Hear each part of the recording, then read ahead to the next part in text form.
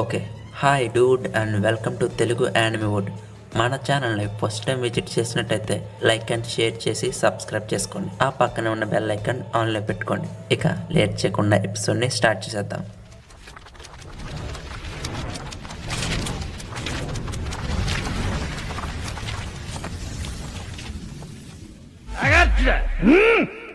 Episode స్టార్టింగ్లో coma గాలిలో ఎగురుకుంటూ వెళ్తుంటే ఎగ్గహెడ్లో సెంతోమారు దగ్గర CP0 టీం మీటింగ్ పెట్టుకుంటారు. ఏమనంటే వెగపంక్ గవర్నమెంట్కి ఎగ్నెస్ట్గా మారాడు. అలాగే సెంతోమారు కూడా ఎగ్నెస్ట్గా మారడం వల్ల ఇక నావీ కూడా ఎగ్గహెడ్కి తొందరలోనే రాబోతుంది. అయితే వేగపంక్ ఏమో నన్నే టార్గెట్ చేశారు, ఇంత జీనియస్ కూడా హేట్రెడ్ తప్పలేదని ఫీల్ అవుతూ ఉంటే నామి నీ అంత జీనియస్ ని పోగొట్టుకుంటున్నారు కాబట్టి వారు ఎంతో కోల్పోవచ్చు కదా అంటుంది. ఇక వేగపంక్ నువ్వు చెప్పింది నిజమే, కానీ ఉన్నతాధికారులు ఇలాగే ఆలోచిస్తారు. ఈ ప్రభుత్వానికి మేలు చేసే ఆవిష్కరణలు నేను ఎన్నో చేశాను. జంతువుల్ని సైబోట్ యానిమల్స్ గా మార్చాను. డెవిల్ ఫ్రూట్స్ పై అధ్యయనం చేసి వాటిపై ఫలితాలను సాధించడం, అలాగే మానవ ఆయుధాలు అయిన ఫ్యాసవిస్టుల్ని సృష్టించడం మరియు సెరాఫేమ్స్ ని పూర్తి చేయడం. ఇక అదే విధంగా నేను లెక్కలేనన్ని విజయాలను కూడా సాధించాను. ప్రపంచంలోనే గొప్ప తెలివితేటలున్న వ్యక్తి మీ మీదకే తిరగబడితే మీరు నన్నెలా ఇష్టపడతారు? ఇక ఈ మాటకు నామి ఎస్ నువ్వు చెప్పింది నిజమే, అయితే నేను నిన్ను ఇక్కడే చంపేస్తానంటుంది. తిరుగుబాటు చేయాలనే ఉద్దేశం నాకు కొంచెం కూడా లేదు, కానీ నన్ను నమ్మిన ప్రజలు నేను చేస్తానని గట్టిగా నమ్మారు. అందుకే ఇంతటి నిర్ణయం తీసుకోవాల్సి వచ్చింది. ఇక వేగపంక్ అలా మానిటర్లో సన్నీని చూస్తూ మీ బృందం సముద్రపు చక్రవర్తి నేతృత్వంలో ఇక్కడికి వచ్చారు కాబట్టి ఇది విధి అని నేను భావిస్తున్నాను.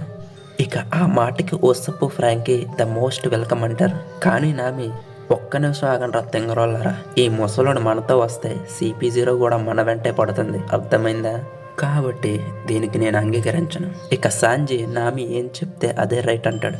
కానీ రాబిన్ ఇది అపాయంతో కూడుకున్నదే, కానీ వీరు సన్నీని హాస్టేజ్గా పెట్టుకుంటారు కాబట్టి మనం చేయాల్సిందే. ఈ మాటకు నామి ఏంటి మనం నిజంగా ఇతన్ని ఓడలో తీసుకెళ్లాలా, పెద్ద బరువు. ఇక సాంజీ ఏమో నువ్వేం కంగారు పడకు నామి, ఇదంతా నేను చూసుకుంటా అంటాడు. కానీ వేగపంక్ నేను మీ మీద ఆధారపడ్డాను అబ్బాయిలు అనడంతో సాంజీ అలాంటప్పుడు నువ్వు ఎందుకురా ఇంకా మా కాలనీ కట్టిపడేసావు ముసలోడా? ఇక్కడెలా ఉంటే అట్లస్ పరిస్థితి అస్సలు బాగోలేదు. ఎలాగైనా నయం చేయడానికి ప్రయత్నిస్తూ ఉంటే బొన్నీ ఏమో వేగపంక్ ని లేపేయడానికి బయలుదేరుతుంది. ఇక లూఫీ వాళ్ళు కూడా వెనకాలే బయలుదేరుతారు. ఇక లూసీ వాళ్ళు సెంతోమారుని వేసేసారు కాబట్టి సెరాఫేమ్స్ ని వాళ్ళ కంట్రోల్లోకి తెచ్చుకుంటారు. ఇక వీళ్ళకి పంక్షన్ లేపడమే మిగిలి ఉంది. ఇక్కడేమో హెగ్గైడ్ ల్యాబ్ చుట్టూ బలమైన రక్షణ వ్యవస్థ ఉంటుంది. ఇక దాంతో లూసీ ఐలాండ్ నుంచి ఎవరు తప్పించుకోకుండా అన్ని షిప్స్ ని నాశనం చేయమంటాడు. అలాగే దేనిని వదలొద్దని కూడా ఆర్డర్స్ ని పాస్ చేస్తాడు. ఇక మరొక పక్క రెడ్ లైన్ పోర్ట్ కాడ కోమా సడన్ గా వచ్చి టీ కొడతాడు. అక్కడున్న ప్రజలు ఏంటని కంగారు పడుతూ ఉంటే కోమా సడన్ గా పైనుంచి కింద పడతాడు. ఇక కోమాను చూసిన ప్రజలు అతను ఇటీవల దేవతల దేశం నుండి తప్పించుకున్నాడని నేను విన్నాను. అతను ఎందుకు ఇక్కడికి వచ్చాడు? అతను సెలెస్టియల్ డ్రాగన్స్ యొక్క బానిస అయిన కోమా. ఇక అప్పుడే కోమా పైకి లేగడంతో ప్రజలందరూ పరుగు. ఆ దెబ్బకి రెడ్ పోర్ట్ అంతా సైరన్ మోత మోగిపోతూ ఉంటుంది. బోండరస్ దీపం ఈశాన్య ప్రాంతమైన ద్వారం దగ్గర సముద్రం యొక్క మాజీ వార్లడ్ అయిన బార్తిలోమియా కోమా కనిపించడమైనది. నేవీ సోల్జర్స్ అందరూ ఘటనా స్థలానికి వెళ్ళండి. అలాగే ప్రజలందరూ కూడా దయచేసి వెంటనే అక్కడి నుంచి దూరంగా వెళ్ళండి, ఇది ప్రమాదకరం. అతను ఇప్పటికే మనిషి అనే భావనను కోల్పోయాడు మరియు సెలెస్టియల్ డ్రాగన్స్ యొక్క బానిస. అతను ప్రస్తుతం ఏం చేయాలనుకుంటున్నాడో తెలియదు కాబట్టి ఇది చాలా ప్రమాదకరం. దయచేసి వెంటనే ఆ ప్రదేశం నుంచి దూరంగా వెళ్ళండి. అయితే కోమా మాత్రం ఇదేమీ పట్టించుకోకుండా గ్రాండ్లాండ్ వైపు అలా వెళ్తూనే ఉంటాడు. ఇక హెగ్గహెడ్ లో ఎవరూ తప్పించుకోకుండా ఎగ్గహెడ్ మొత్తం CP0 మరియు ఏజెంట్స్ తో కంట్రోల్లోకి తీసుకోబడుతుంది. ఇప్పుడు మనం అతన్ని ఎలా బయటకు లాగాలి? ఫ్రాంటియో డోమ్ ఒక నొప్పిగా తయారైంది. ఇక ఎలా లూసీ అంటే కాకు ఏమో చాలా కష్టంగా ఉంది కదా అంటే స్ట్రెస్సీ మీరు తప్పకుండా వెళ్ళాలంటారా? అయినా నావి పర్మిషన్ లేకుండా లోపలికి ఎలా వెళ్తారు? నేను స్ట్రా హ్యాట్ ని ఎంపరర్ ఆఫ్ ది సీగా గుర్తించను అని లూసీ అంటే మీరు ఏం మాట్లాడుతున్నారో మాకు ఒక్క ముక్క అర్థం కావట్లేదని వీళ్ళు అంటారు. ఇలా వీళ్ళ ముచ్చట్లు అయిన తర్వాత ల్యాబ్ స్పేస్ లో వేగపంక్స్ ముచ్చట్లు పెట్టుకుంటారు. బయటపడే వీలే లేకుండా అధికారులు అన్ని మార్గాలను బ్లాక్ చేశారు. అలాగే అన్ని షిప్స్ ని స్వాధీనం చేసుకున్నారు. తెలిసిన వెంటనే దొంగతనంగా తప్పించుకునే వాళ్ళం. కానీ మన దరిద్రం ఏమిటంటే వేగ 401 దీపం లోపల మాత్రమే ఎగురుతుంది. ఇక ఇంకేముంది, మన దీపంలోకి చేరుకొని మనల్ని వెంటాడి వేటాడి వీడ్చుకెళ్ళడమే మన శత్రువుల యొక్క పథకం. శాఖ ఇలా ఓ పక్కన చెబుతూ ఉంటే లలిత్ అట్లస్ని ఇలా చేసినందుకు వారి పని పడతానంటుంది. పైథాగోరస్ ఏమో నీతో మాకంత పని లేదు, వారు ఇక్కడికి రాకముందే నువ్వు వెళ్ళేదంతా ముగించేచ్చు కదా అంటాడు. అప్పుడే వేగపంక్ మనకి వేరే మార్గం లేదు కాబట్టి పోరాటమే మంచిదని నేను భావిస్తున్నాను అంటాడు. ఇక ఆ మాటకి లలిత్ ఫైట్ చేద్దామంటే శాఖ లలిత్ ఎటువంటి తింగర పని చేయొద్దు అంటే లలిత్ ఏంట్రా నీ ప్రాబ్లం, వారిపైకి ఎందుకు దాడి చేయకూడదు, ఆ యదవలే కదా మనల్ని చంపాలనుకుంటుంది. శాఖ ఏమో మన లక్ష్యం అటాక్ చేయడం కాదు, ఇక్కడ నుంచి పారిపోవడం అంటే అక్కడి యుద్ధం కంటే ఇక్కడ మాటల యుద్ధమే ఎక్కువ ఇంట్రెస్టింగ్ గా ఉంటుంది. మరొక పక్క వేగపంక్ ఎవరితోన ట్రాన్స్పాండర్ స్నేహంలో మాట్లాడుతూ ఉంటాడు. అటువైపు మాట్లాడేది ఒక అమ్మాయి. ఆమె వేగపంక్ ఆర్డర్స్ కోసమే వేచి చూస్తూ ఉన్నది, వేగపంక్ని హెగ్ హ్యాండ్ నుంచి బయటపడేయడానికి. ఇక CP0 నుంచి తప్పించుకునే అవకాశం వచ్చింది కాబట్టి ముసలోడే హ్యాపీ. ఇదే విషయాన్ని లూఫీ క్రూమేట్స్ దగ్గరికి వెళ్ళి చెప్తాడు.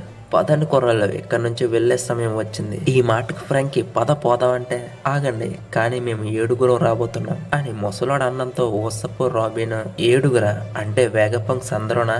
ఇక్కడలా ఉండగా బొన్నీ వేగపంక్ ని చంపడానికి కోపంతో పరిగెడుతూ వస్తుంటే బొన్నీ వెంటే లూఫీ చాపర్ కూడా ఆపడానికి ఎంతో ప్రయత్నిస్తూ ఉంటారు. అప్పుడే సైరన్ మోత మోగుతూ ఉంటుంది.